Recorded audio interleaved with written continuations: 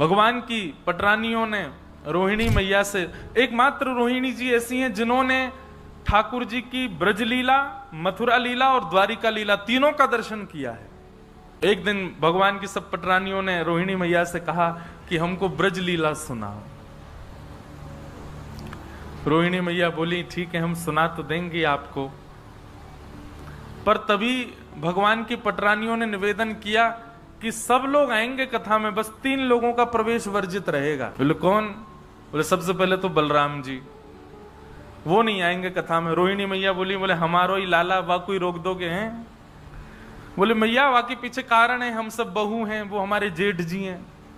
अब जेठ जी आकर के बैठ जाएंगे तो बहू स्वच्छंद कथा कैसे सुने? बार बार यूं ही रहेगी, जेठ जी निहार रहे होंगे। दूसरी सुभद्रा जी नहीं आएंगी। क्यों नहीं आएंगी? सुभद्रा जी ने क्या? बोले सुभद्रा जी बड़ी चंचल स्वभाव की हैं, कोई कथा सुनना होगा, बेचारे के भाव आ गए तो वो उसी के पास, तुम रो रही हो? अरे भाई कथा में किसी को भाव आ जाए उसको छेड़ो नहीं, उसको रोन दो। थोड़ा बहुत भाव कथा में आए तो उसको करने दो। सुभद्रा जी का स्वभाव बड़ा चंचल है, वो प्रेम से कथा सुनने नहीं देंगी, इसलिए सुभद्रा जी को भी वर्ज्य रखो कथा से। और तीसरे? बोले तीसरे द्वारिकाधीश, ये भी कथा नहीं सुनने देंगे। क्यों? बोले जैसे जैसे आप कथा सुनाओगी तो तैसे तैसे आप पर कम दृष्टि उन पर ज्यादा रहेगी। आप जैसे सुनाओगे कन्हैया ने ऐसे माखन खाया, तो हम सब वही कन्हैया का चिंतन वैसे मन में ना करके उन्हीं को अच्छा आपने ऐसा किया, तो फिर कथा में विक्षेप आएगा। वो कथा में स्वरूप होता है कि व्यास जी की तरफ ही दृष्टि होनी चाहिए। तो बोले अब जगन्नाथ स्वयं द्वारिकाधीश बैठे होंगे तो पूरा ध्यान उन्हीं की तरफ जाएगा, इसलिए इन 3 लोगों को वर्ज्य करेंगे। रोहिणी मैया बोली तुम द्वारिका में बैठी हो और द्वारिका में इन तीनों का ही राज है, और इन तीनों को ही तुम कथा से रोकना चाहती हो, कैसे होगा ये? तब भगवान की सब पटरानियों ने मन बनाया और बोले योजना हम बनाती हैं, आप तो बस कथा की तैयारी करो। और सुभद्रा, बलराम जी और कृष्ण तीनों बैठे थे और सब पटरानियां गईं और बोली आप लोग अब बड़े हो गए, अब आप लोगों की इतनी गृहस्थी बढ़ गया है, लेकिन आप लोगों को खेलते हुए हमने बहुत दिन से नहीं देखा, चलो ने खेल खेल लो, कुछ क्रीड़ा करो। सुभद्रा जी को बहुत अच्छा लगा, बलभद्र जी को भैया बहुत दिन से हम खेले नहीं है, कुछ खेलेंगे आज। ठाकुर जी बोले हाँ हम भी बहुत दिनों से राजा राजा सब राजा धीराज ही बोलते रहे, आज हम खेलेंगे। खेल की बात कहती तीनों के अंदर लोभ आ गया कि हम खेल खेलेंगे। और कौन सा खेल खेला? चौसर। ठाकुर जी चौसर खेलने लगे। बलराम जी, सुभद्रा जी और श्री कृष्ण तीनों चौसर क्रीड़ा करने लगे। क्रीड़ा जैसी चल रही थी तो बीच बीच में तो खूब आनंद हो रहा था, इतने तन्मय हो गए क्रीड़ा में, तभी सब पटरानियों ने कहा अब ये खेलने में व्यस्त हैं, चलो यहां से अब कथा सुनेंगे जाकर के।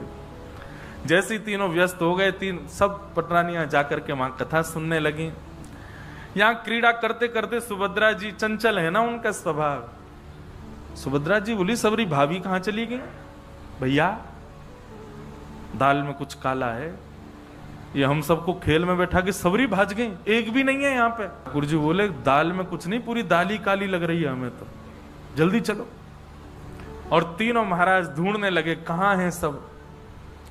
ढूंढते ढूंढते तभी ऐसा एक सभागृह था, उस सभागृह में जैसे ही भीतर प्रवेश किया, सामने आसन पर भावावेश में श्री रोहिणी मैया विराजमान है और रुक्मणी आदि 16,108 पटरानियां भगवान की बैठी हैं, सबके नेत्र बंद हैं, बाल कृष्ण प्रभु की बाल लीला का दर्शन कर रहे हैं, श्रवण कर रहे हैं।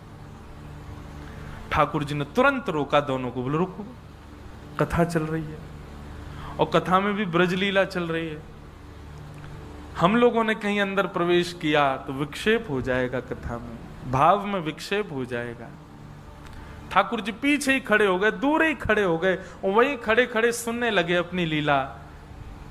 लीला सुनते सुनते सुनते सुनते ठाकुर जी को भी भाव आ गया, सुभद्रा जी को भी भाव आ गया, श्री बलराम जी को भी भाव आ गया और भाव की चरम स्थिति पार होने लगी, प्रेम की 10वीं अवस्था पार हो गई।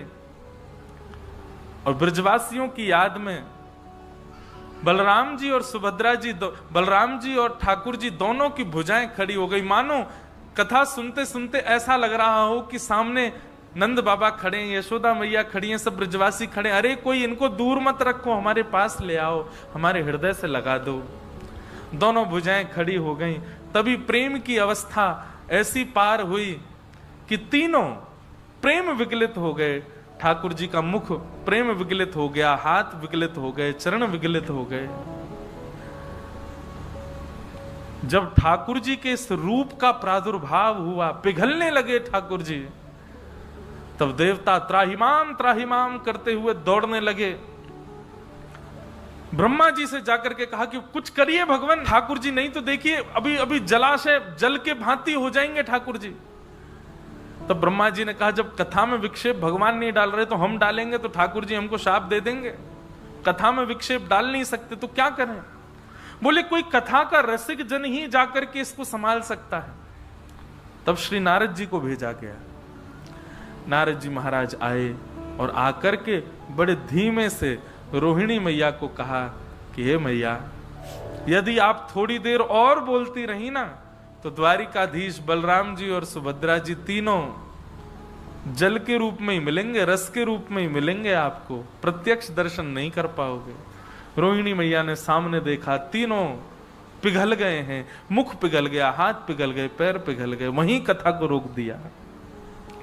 ठाकुर जी तो जिद करने लगे और सुनाओ अपनी ही लीला, पर तब रोहिणी जी ने कहा नहीं, अब कथा इससे आगे नहीं होगी।